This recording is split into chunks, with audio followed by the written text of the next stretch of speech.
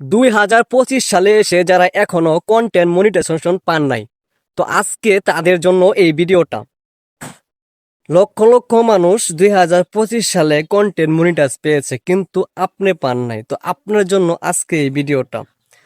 তো চলুন কিভাবে আমরা কন্টেন্ট মনিটাইজেশনের জন্য ফেসবুকের কাছে আমরা আবেদন করব, সেই প্রসেসটাই আপনাদেরকে সঠিকভাবে আমি আজকে শিখিয়ে দেব।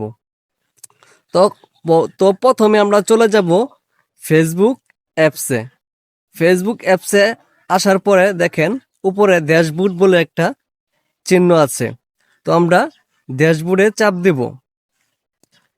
চাপ দেওয়ার পরে দেখেন এখানে লেখা আছে ইনসাইড কন্টেন্ট ম্যানেজমেন্ট মনিটাইজেশন। তো আমরা মনিটাইজে চাপ দিব। চাপ দেওয়ার পরে দেখেন এখানে 3-4টা অপশন শো করেছে। তো আমরা যেহেতু কন্টেন্ট মনিটাইজেশনের জন্য আবেদন করব, তো আমরা প্রথমে কন্টেন্ট মনিটাইজেশনের জন্য এখানে চাপ দিলাম। চাপ দেওয়ার পরে দেখেন দেখাচ্ছে আপনি যদি ফেসবুকে কন্টেন্ট মনিটাইজেশনের জন্য আগ্রহী হয়ে থাকেন তাহলে এখানে চাপ দিন। তো চাপ দিলাম। তো এখানে লেখা আসছে কি, আপনি এই প্রোগ্রামে আগ্রহী হয়ে থাকলে আমাদেরকে জানান। তো অবশ্যই আমরা যেহেতু কন্টেন্ট মনিটাইজেশনের জন্য আবেদন করব, তো এখানে কিছু একটা লিখতে হবে। তো লেখাটা আমি একটা নোটবুকে আগে লিখে নিয়েছি। যেহেতু আমি কন্টেন্ট মনিটাইজেশনের জন্য অতি আগ্রহী, এই জন্য আমি যে লেখাটা লিখে নিয়েছি আগেই, তো আমি সেই লেখাটা এখানে বসিয়ে দেব। তো এখানে লেখা আছে ডো এন্ড ফেসবুক টিম। আমি আপনার আপনার সাথে একমত। আমি ফেসবুকে নিয়মিত কাজ করছি।